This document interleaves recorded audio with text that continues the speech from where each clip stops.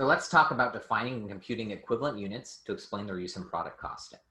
And so this definition is important. This is one of the more complex areas of managerial accounting. I think that out of all of the areas in managerial accounting, process costing is probably the most confusing from an accounting perspective.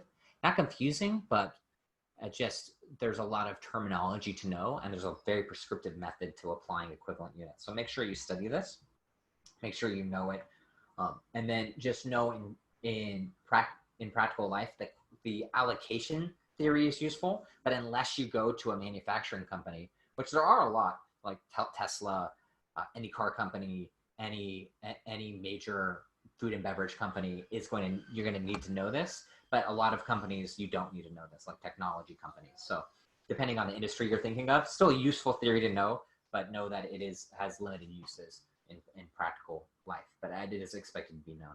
So the equivalent units of production method, all we're saying here is the number of units that could have been started and completed during the period given the cost incurred during the period.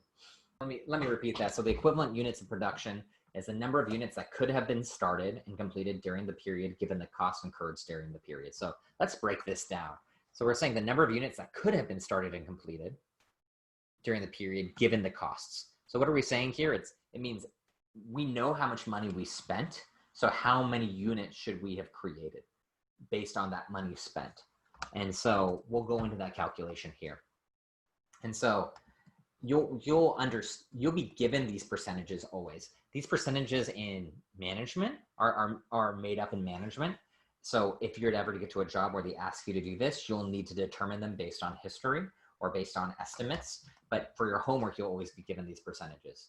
So equivalent unit for production for materials and conversion costs, they're saying here, management's determined that 100% of the physical units will be determined for direct material, 20% will be determined for direct labor, and 20% for overhead as complete. And so this will go to determine that we've had about 10,000 units completed from a direct material standpoint, 2,000 completed from a direct labor standpoint, and 2,000 from an overhead standpoint. And this will be that by our department. So we might say at the beginning, in the rubber ball itself is really our direct material cost. Maybe the felt is practically free.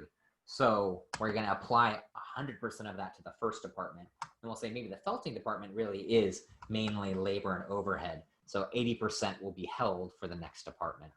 But we're just looking at department here saying this first department, based on the costs, we're going to be applying these general costs to. The thing is, there are a few different ways we can apply these costing methods. Where you would go much more into detail if you stay in accounting and go into cost accounting. But the idea here is there's weighted average method that combines period costs over multiple periods, or FIFO, where we just take the cost for, first in, first out. That's what FIFO stands for, or whatever the cost associated with the original unit will be the first to go. And so based on these, you'll have different formulas, both of which are in your book, and we may go into detail in the future, but you'll definitely go to detail into cost accounting. So just know the differences, and the major differences. First in and first out is the method that the original cost will be associated with the first good moved to the next department or sold, while weighted average is going to look across at least 2 periods to determine average costs. And the thought there, especially in manufacturing, aluminum could go up from one month to the next. And how do we assign that aluminum cost to goods? Should we take an average approach, or should we just assign it as we distribute it? In general, FIFO is the most common used in the US, or LIFO, but LIFO is even more complex, and that's mainly for tax advantage purposes, so we won't go into that.